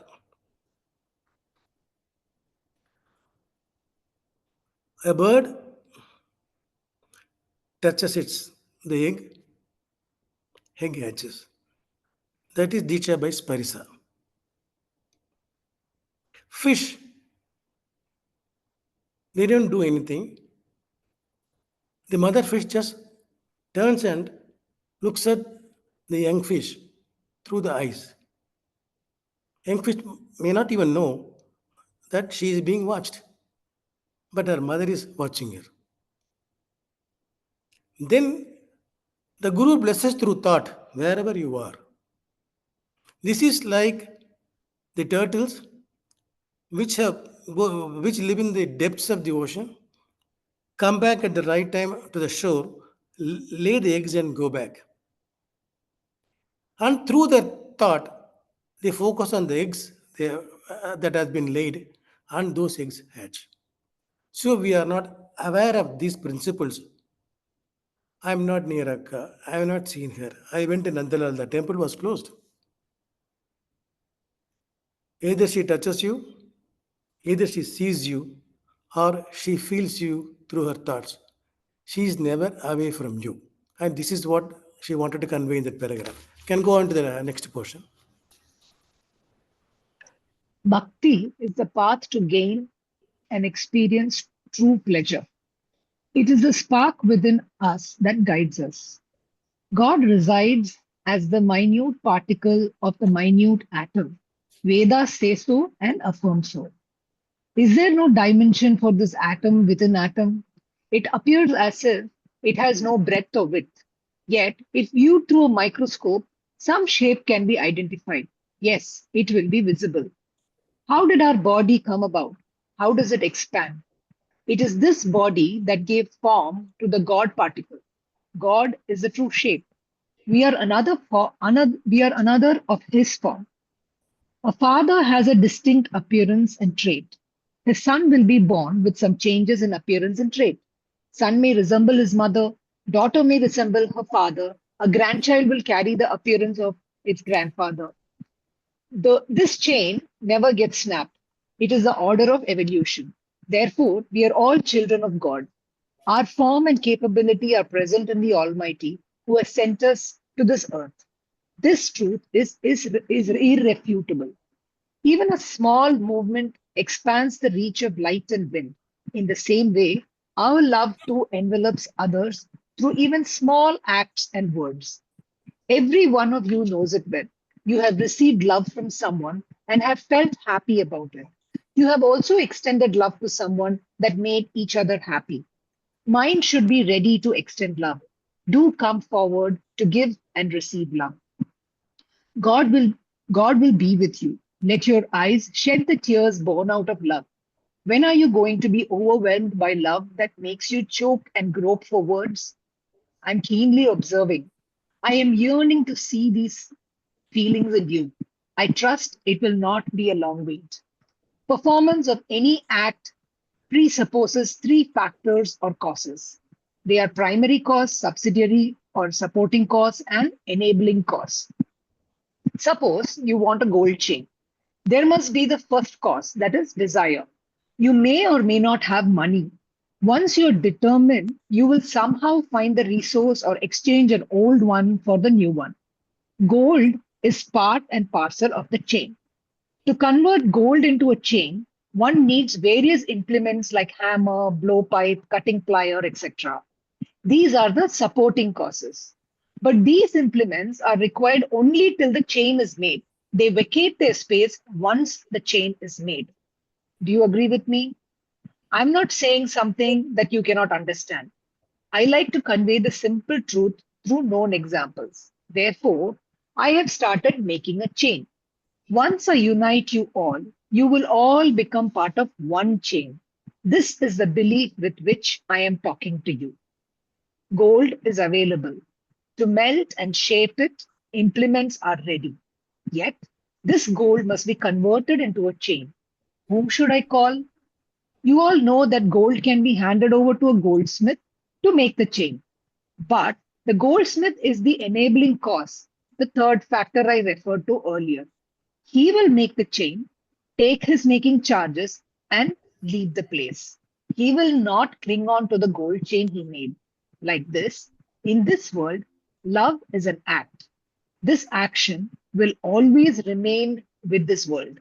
The divine force and the karma of the people, the good and the bad acts of the past, are the subsidiary or supporting causes. God is the implementing factor. You will understand the purport once you read, reread, and digest the above points. I am sure you have understood the example of the gold chain. I am happy if you have grasped this much at this stage. Eventually, the entire truth will dawn on you. Should I continue? Yeah, next para, then you stop and discuss. Okay. I have gathered you all under one umbrella of Nandalala. The primary cause for this is love. What are the supporting causes? Paddy and Bajra belong to the same family. They are sown at the same time, grow at the same time, harvested or perish at the same time. They are grown in different fields. In the same way, we go to different places, get shaped in different ways, assume different names, and are bridged by different relationships. Every mind has to be nurtured. No mind should be hurt. These are all the supporting causes. Should I continue? You continue. Then only you can complete that. Yeah. The implementing cause, the forces behind the creation of this Nandalala Samithi are the Almighty, this world, and our need. That is why this Samithi has become a chain. We can garland anyone with this chain. Anyone can wear this. This chain of love will only gather more and more lustre. Happiness alone will prevail, and everyone will be filled with joy all the time. You may wonder if the gold chain is worn every now and then by all and sundry, would not the sheen fade away? Would not some links break? I know that your thoughts will wander on these lines. If at all this chain breaks, each one of you should take the role of the goldsmith. You have the flame of love with you. You will surely restore the link with the stone. If the sheen fades, you do the polishing pond of love in you. You do have the polishing pond of love in you. You will soak the chain in the solution and make it more lustrous. Do I not know this? I am fully aware of all your intentions and course of actions, but I am eagerly waiting to witness how you will perform and how long will you take to accomplish. Please stop here, because I didn't want to stop it, because it is a one full chain of thoughts of Akka. We will contemplate on this. You can spend some time on this.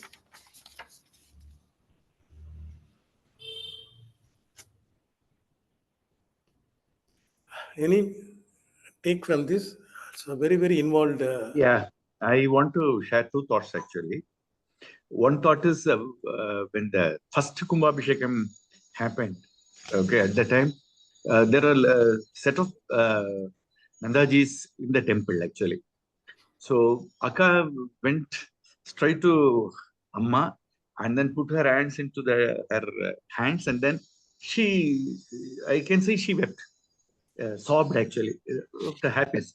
And then she addressed the people with one word: you take care of Nandalala, I will take care of all of you and your families. That's the word she uttered in the temple itself. So quite a few Nandajis were also there. That's a very powerful message she gave that day. Yes, correct, absolutely right. Yeah. The second... please. Sorry, sir. I'll carry on, finished. Yeah. The second thing is that in 2004, if I'm right, 2004, Delhi conducted the annual celebration. At the time, and I think Vasant Vihar or Vasant Kunya, I don't remember. At that point, from there, she captured one video, actually, it was released. There, the message of the video is that love is the driving force of the entire universe. Give love and then see what happens. That was, again, very striking. In fact, I would request you to get that this thing and then share in our groups one of these days. These two things I want to share. Sure. Any other take?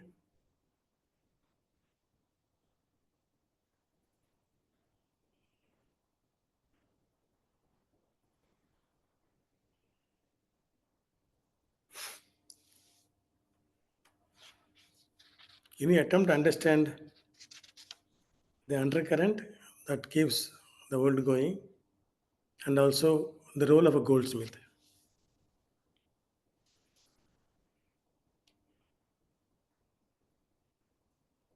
I think she briefly says what is the intention of her starting Nandalala through love, and it is to connect people more and more and not break. The chain should be continuously growing. Absolutely right. And her the advice she finally gave was also, whether it was the beginning of Nandalala or in the end when she was telling that Ellarum onna irungo, that chain has to be intact, is what I was connecting, along with the fact saying that you, where here she directly says that you also need to learn to be a goldsmith when it is needed. If ever there is a requirement, somebody needs to, take the ownership. This is yours. Nandalala is yours. Absolutely right. Just take the thread one by one. She started about sugarcane. Then she gave only one line. We call the light that appears in the sky as lightning. We respect it and even measure it. This is true experience. This is where she starts very succinctly. The lightning she refers to is not what we see on the cloud, which is temporary. There is a lightning in Trivanikaval, which is Manipuraka Chakra. That lightning is seen in between dark clouds. That lightning never fades, never disappears. That lightning from Manipuraka Chakra is a love that transcends the other chakras down the Manipura Chakra and the chakras above the Manipura Chakra and goes to Sahasrara, which only love. The human creation has got only one thing in common, which is embedded in every human being, is called compassion. That is the one, Daya. Daya is also expressed as love, Anbu, whatever you can talk about. That Daya is the God particle with each of us. That Daya is surrounded by various forms and shapes. These forms and shapes take the form of the mother or father or some other relative. But who is mother's mother? Who is father's father? Who is father's father's father? Who is mother's mother's mother? Keep on going it. That is that particle of lightning in Agalandeshwari, Garbhakraga, that is there. Therefore, we are all born out of the womb of Agalandeshwari. All other wombs are only instrument to get us onto this world. If we understand that, will we love each other? Will we love each other irrespective of what we expect from each other? That is the core point. So that's why she says this love is unconditional. And she says, you are all gold. I'm going to make you all very pure. And I'm going to make a mala out of this. Once this mala is done, I'm going to wear it. I'm going to give it to Lord Nandalala. My job as goldsmith is done. I leave this garland with you. It is for you to repair it. You cannot repair it with a blame game here and there. Who made it spoil? You are the person who made the sheen go away. you have the solution within you, this unconditional love, through which you can bring this goal to its original shape. As soon as I read this article, I ran to Akka. It is not really available with many people. Only a few people have this copy of this. I happen to be one of them. I understand you are the goldsmith. Are you indicating that you will leave us one day and go? She said in a whisper, not in 30 years. That was 1989. Exactly 30 years decided to leave this place. It was haunting me for a very long time. I repeatedly, when took this article, Taka, I am understanding everything from this. But ability to imagine a world without you being present in this form is going to be very difficult for any one of us. She said, I am Agilandeshwari. The spark in me is the lightning. It is my job to enlighten all of you. It is for you to understand the spirit. If you are born from my womb, you are none other than me. It applies to every one of the Nandajis who are devoted to me. Everyone is going to be a goldsmith. This garden will gather more and more and more on beads. It will be the longest chain that you will see in this world after your time and my time, after my time and your time and everybody's time. So that means this Nandalala cannot have a short life. This Nandalala cannot remain static. This Nandalala cannot remain a small chain. It will envelop and empower the entire world. That is the promise. Now I'm sharing this openly because it's time for us to understand the whole purpose of Akka's avatar, getting us together, making us build the temple for her, and expecting us to remain as it is forever. So this exactly is the message she conveyed 30 years back. And why she decided not for 30 years I'll be there, I never even thought about it till 2018 came when she was in hospital. Anyway, that is long and short of what I understand from this paper. We can go ahead and do the next. The next few lines are really philosophical.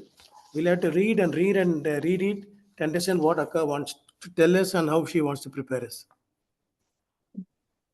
Creation, sustenance, and disappearance keep taking place silently, even as we are engaged in this Read the conversation. once again. I am fully aware, and that is the thing she wants to emphasize. Okay. I am fully aware of all your intentions and course of actions, but I am eagerly waiting to witness how you will perform and how long you will take to accomplish. This is the expectation she has from us. This is exactly where our role starts today. Please go ahead. Creation, sustenance, and disappearance keep taking place silently, even as we are engaged in this conversation. None of these are within our control. None of these submit to our will and desire.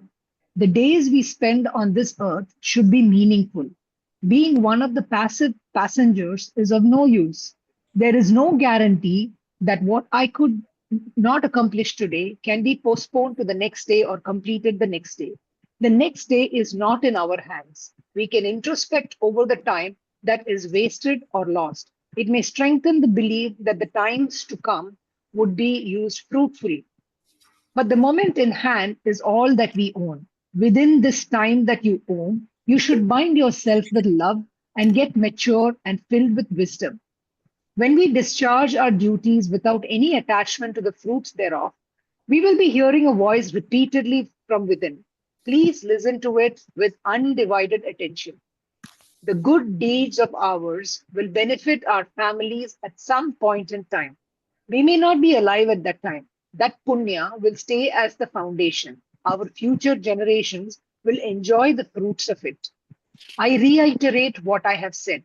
It is absolutely correct. Dry leaves will fly away, but fruits will not. There is a sturdy chariot that is beautifully decorated with festoons, flags, carvings, and paintings. Idol of the Almighty is seated inside the mandap of the chariot amidst fragrant fresh flowers. The chariot is to be manually drawn in the 4 streets surrounding the temple. For this purpose, there is a heavy rope attached to the chariot. We, as a team, hold the rope and draw the chariot carefully. What moves this chariot? Not the people, but the devotion, effort, dedication, unity, team spirit, and faith collectively draw this chariot. Every devotee is yearning to take part in holding the rope, and we give every devotee the opportunity to draw the chariot, and this emotional involvement brings glory to this gesture. We are keenly interested in the expanse and reach of Nandalala Seva Samithi. Others' admiration is its identity card. This Samithi is the common property of good-hearted people. It is the true wealth of the dedicated devotees. What is printed in this article is nothing but what I have spoken to you and shared with you on several occasions. Spoken words may be forgotten. The printed words will always be with you. As you read this time and again, you will get more and more clarity and get enlightened. We will get closer and closer. As you read this article, some matters will appear to be as clear as rasam. Some matters will appear like a hard roti from the oven. Some will be as smooth and shiny as halwa. Some may even look like curd devoid of its cream. Some things will be as soft as steamed idlis or as crisp as a dosa straight from the tawa. It may be as cooling as thin buttermilk that quenches your thirst in one gulp. One can get some insight by just having a cursory glance like a cow that grazes on the tip of the grass, but not going for the full length of it. One can go deeper and get a greater understanding. Why this reference to all this cooking and seasoning? We are used to relishing the food by tasting it in bits and pieces and then eating it heartily. Does a pinch of sugar satiate our hunger? It won't. Therefore, we eat a holistic meal that has a variety of all the 6 tastes. In the same way, the various contents of this article can be chewed and enjoyed irrespective of the place and time. This food will remain fresh, will never get exhausted. You can eat it heartily whenever and wherever you want and get fulfilled. Should I continue and finish with the... Yeah, it's very clear about what she wants us to do. Yeah. Yeah. Let us pray to God wholeheartedly thus. All achievements are yours, but you let the history carry our name. Truth is yours, but you do credit us with the glory of penance. Let us make knowledge public and share the fruits of it with everyone. Please accept our humility and let peace be ours. Let the speech be mine, but the glory yours. Let the eyes be mine, but let your compassion flow through it. Let the mind be mine, but let it please you. Don't seek from me every now and then pleading, give me this, give me that. I am inviting you into my fold loudly. Come in, come in, come in and dissolve in me. There is no you anymore. I am you. Believe this. So Tattvamasi is what she says, or Aham Brahmasmi, what you can be. Any take on, because I didn't want to stop in between. It was a one continuous message from Akka. Any thought on this last few paragraphs?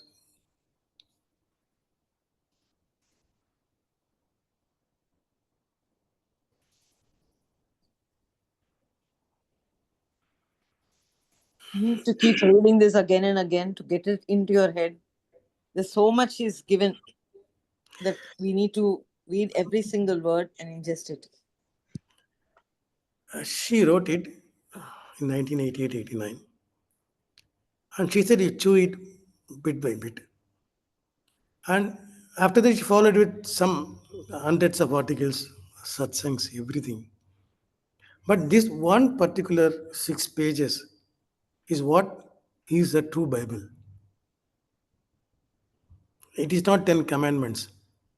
It is just a comforting word of who is she and whom we are.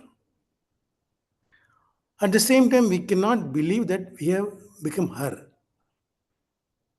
We can become her only if we have only love left within us without any expectation. Without any sense of feeling, I am superior. My bhakti is superior to somebody else's bhakti. These are the traps which will take the shine out of the garland that is built by Sri Akka. Ultimately, she emphasizes the Advaita spirit. I am you. Very, very simple. But have I become her? Or have I made myself equipped or deserve that feeling? Once you become one with her, you will not be able to exhibit it. Others will experience it. And you are not the person who can take credit for that experience. That's what she says that. All the glory belongs to you, but you make this identity as I am so and so, carry that glory. That glory also is surrender unto you. And that is the spirit with this. I think we have to read this particular topic. I think you have to keep this satsang note, you have to keep and keep reading it again and again.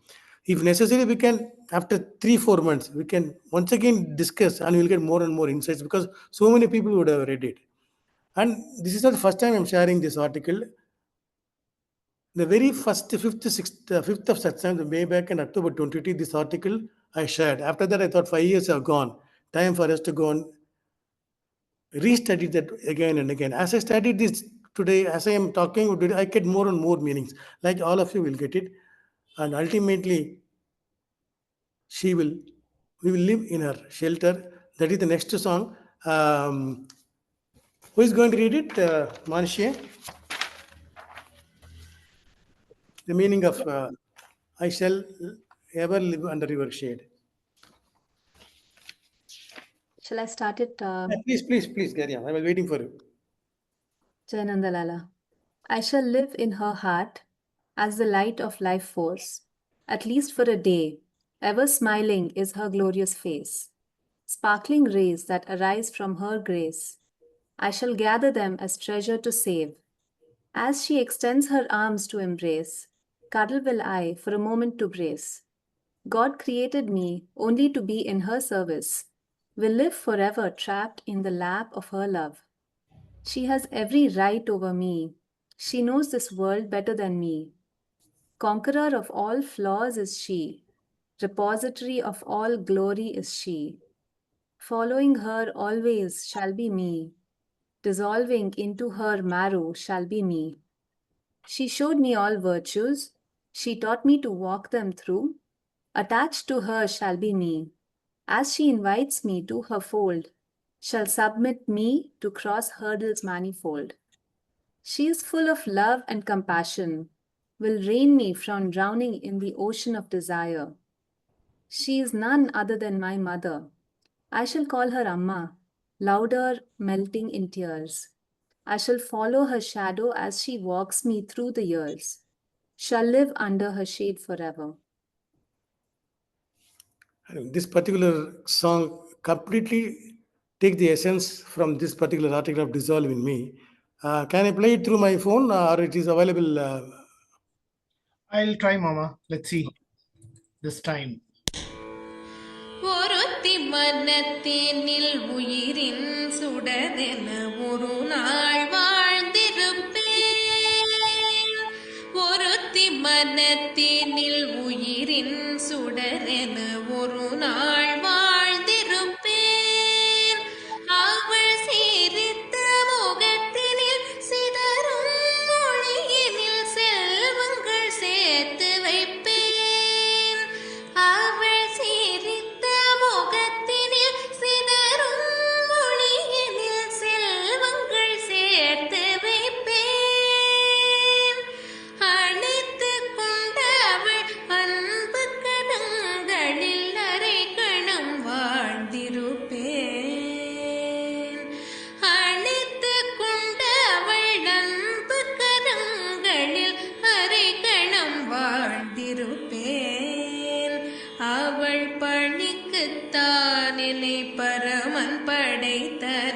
பாசத்தில் ஆழ்ந்திருப்பேன், பாசத்தில் ஆழ்ந்திருப்பேன்.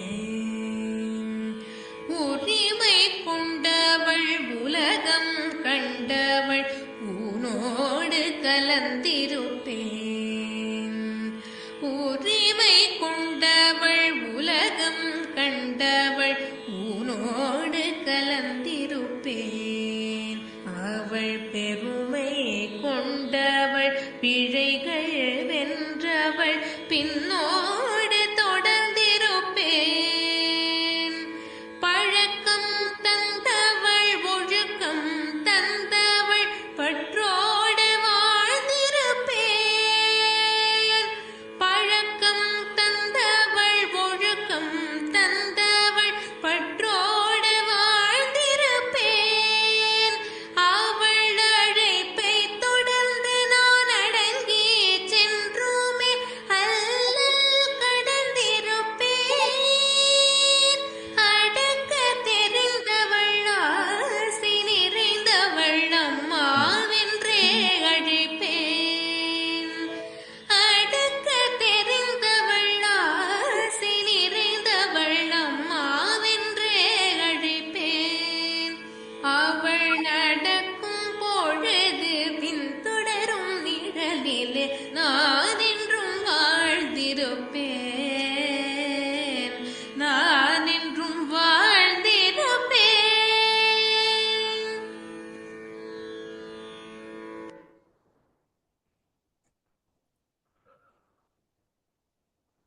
It's an amazing lyric and rendered beautifully in Abohi and Kalyani by Mahaniyastri. When I gave this lyric to her, I told her I don't know what song to do, but it should be very, I can say, divine. She chose Kalyani to end that raga. It's one of the rare ragas which uses all the 7 Sarigama Padanisa. It's very complete in all its aspects. It's very holy. And this particular song, when you listen, you may not know the language, that very tune that will make you feel that you are absolutely safe under the shade of Sri Akka.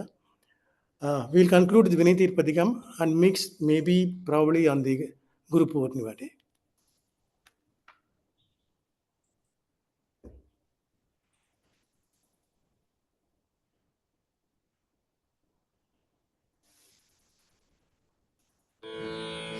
அலையின் ஒலியா மதியொளி உண்மையின் வெளிச்சம் மதியொளி. அலையின் ஒலியா மதியொளி உண்மையின் வெளிச்சம் மதியொளி. மயக்கத்தை மாய்க்கும் மதி ஒளி அன்பின் உருவம் மதியொளி. ஒற்றுமையில் ஓங்கும் மதியொளி, ஒற்றுமையில் ஓங்கும் மதியொளி. ஓம்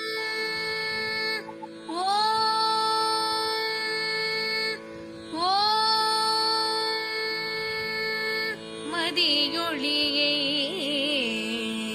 மதி மீது வைத்து கதியுமே நீ என்றிருந்தால். மதியொளியை மதி மீது வைத்து கதியுமே நீ என்றிருந்தால். நாளன்மையே செய்யும் கோளும் தோள் கொடுத்து காக்கும், கோளும் தோள் கொடுத்து காக்கும். காலம் காவலாகும் எண்ணும் எழுத்தும் எடுபிடியாய் நிற்கும், எண்ணும் எழுத்தும் எடுபிடியாய் நிற்கும். 5 பூதமும் 8 திக்கும் ஐயமின்றி கட்டுப்பட்டு நிற்கும் ஐந்து பூதமும் எட்டு திக்கும் ஐயமின்றி கட்டுப்பட்டு நிற்கும் உயிரினமோ ஜடப்பொருளோ உயிரினமோ ஜடப்பொருளோ உருவம் பெற்றதோ அருவம் மானதோ உயிரினமோ ஜடப்பொருளோ உருவம் பெற்றதோ அருவம் மானதோ எவரோ எதுவோ எவ்வினமோ எவரோ எதுவோ எவ்வினமோ பாதக மறவே நீக்கி குறைவற்ற சாதகமே பயக்கும் பாதக மறவே நீக்கி குறைவற்ற சாதகமே பயக்கும் ஐம்பொறியும் ஐம்புலனும் முழுமையும் முழு மனதும் முழு சித்தமும் முழு பிறவியும் தடையற்ற ஆரோக்கியமும் குறையற்ற வாழ்வும் பற்றின்றி பெற்றிருக்கும் மதியொளியை பற்றுவதா குறையற்ற வாழ்வும் பற்றின்றி பெற்றிருக்கும் மதியொளியை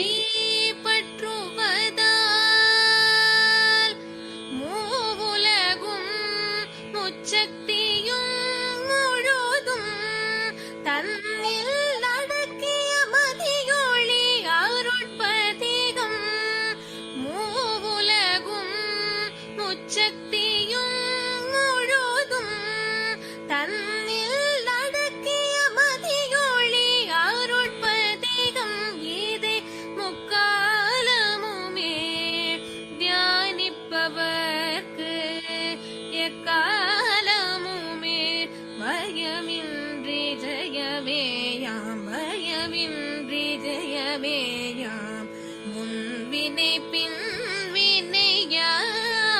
மறுபட்டு இம்மையில் இடையரா களிப்பும் நல்கி மறுமைகின்ற பிறவியின்றி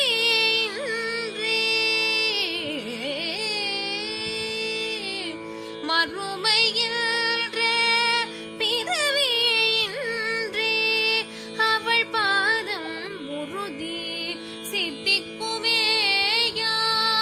அவள் பாதம் உறுதி சித்திக்குமேயாம் அவள் பாதம் உறுதி சித்திக்குமேயாம்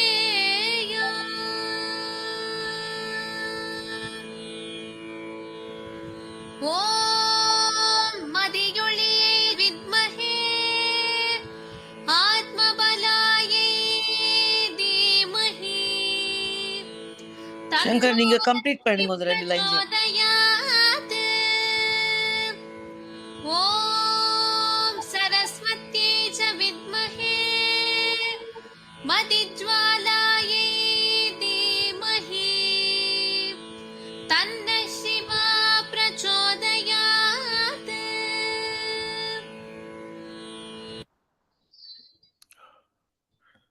It was an amazing satsang. And this Somam, I request you to participate. The Somam has got two symbols apart from the third one.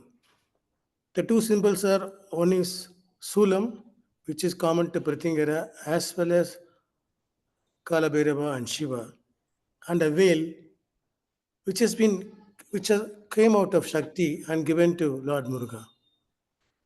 And there is a flute Nandalala, which is played to ensure that we stand erect and firm like the Shulam and the veil.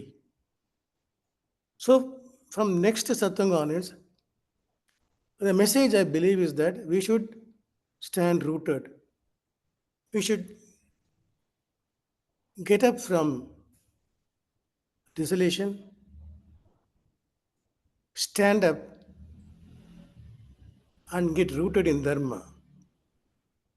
This is the message from Gita as well as Skanda Puranam.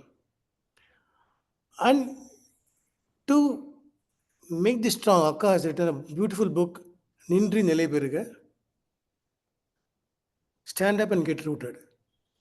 There are about 18 chapters. And this book given to me by Akka long back helped me go through every single situation, whether at office or home and elsewhere. Any situation, I was able to overcome with those lessons from those 18 chapters. The next 18 chapters, we will contemplate on this book, Nindri Nilai Peruga. With Akka's help, we should be able to get the message right to everybody. Thank you very much. We'll meet you in July, probably on Guru Purnima Day or the week closer to that. Thank you. Thank you so much. Jai Nandalala. Jai Nandalala. Thank you, Mama. Jai Nandalala. Jai Nandalala. Jai Nandalala. Thank you. Jai Nandalala. Jai Nandalala. Jai Nandalala. Jai Nandalala. Jai Nandalala.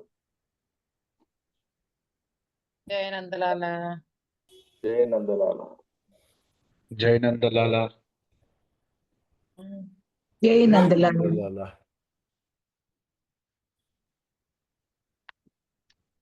Jai Nandalala. Jai Nandalala. Madhuri Aguilari. Annamukni. Madhuri Jai Nandalala. Shall I end the meeting, Uncle? Yeah, please. Jai Nandalala. Jai Nandalala. Jai Nandalala. Jai Nandalala.